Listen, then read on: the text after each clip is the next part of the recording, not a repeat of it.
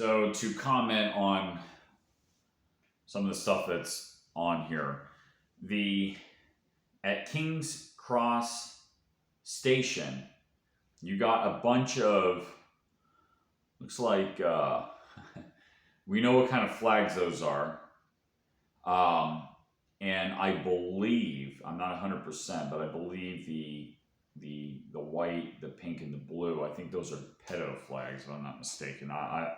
I'd have to look that up, but dude, that is insane. Um, I don't know where King's Cross. I assume that's in Sydney. I mean, you would see something like this in San Francisco in the United States. But you would definitely not see this here in Florida. In fact, people would be very, very, very upset about it. In fact, you get some people, we've had incidences where the big corporations in Florida where they try to fly their, like their ultra far left flags, and they got torn down like in the middle of the night. Like we've had people that come in the middle of the night and they take those flags out. There was one incident that was reported on 4chan. I can't remember. This is maybe a couple of years ago, where they were flying one of those flags and they replaced it with a Pepe the Frog flag, which I thought was pretty funny.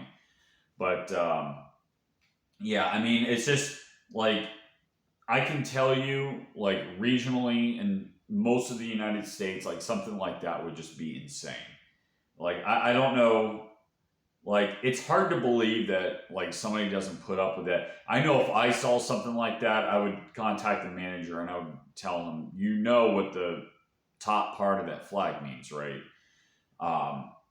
And they absolutely need to take that down, because that's definitely not cool to be supporting what they're supporting.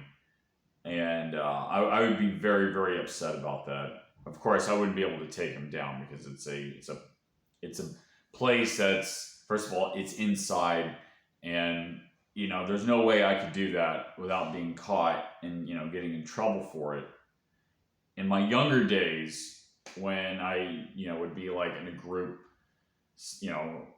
group of people, and it's you get emboldened by sort of that group think. That would be something that we would probably do, is probably take him down, and then we think, okay, whatever, we're going to get caught or whatever. If they call the police, we'll just split up and get away. But I mean, even like as of now, even getting in trouble for it, I'd be tempted to break the rules and rip those things down. As far as the train derailments, Ohio, South Carolina, and Texas, that's very interesting. Like we've had incidences of food plants being burned down. We've had a lot of those get burned down. We've had, obviously, the economic issues. They're tapping our strategic oil reserve. And also the Chinese weather balloons, so-called weather balloons, and now this. So this is definitely part of a strategy. What exactly their strategy is, the only thing I can ascertain is that they're deliberately causing chaos, and they're deliberately causing problems because I maybe just put stress on the exact areas that they have problems. South Carolina, Texas, and Ohio are both MAGA country states. And I think it could be that they're deliberately trying to put stress, and they're trying to chemically attack working class people, MAGA people.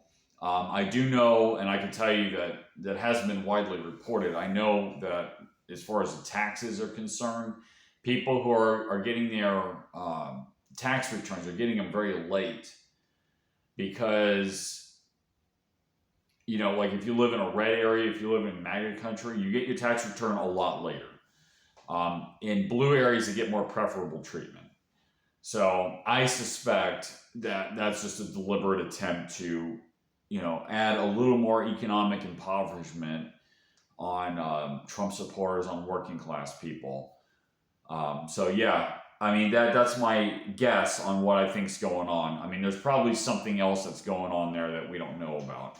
Usually, when they do things, when the elite class they do a false flag, for example, there's usually multiple reasons why they do it. They don't just do it for one reason. There's usually about 4 or 5 different reasons, and it's part of a grand strategy or some grand set of calculations that they do. I mean, they got supercomputers working for them as well. So who knows for sure? But I would imagine putting stress on the people is definitely part of it.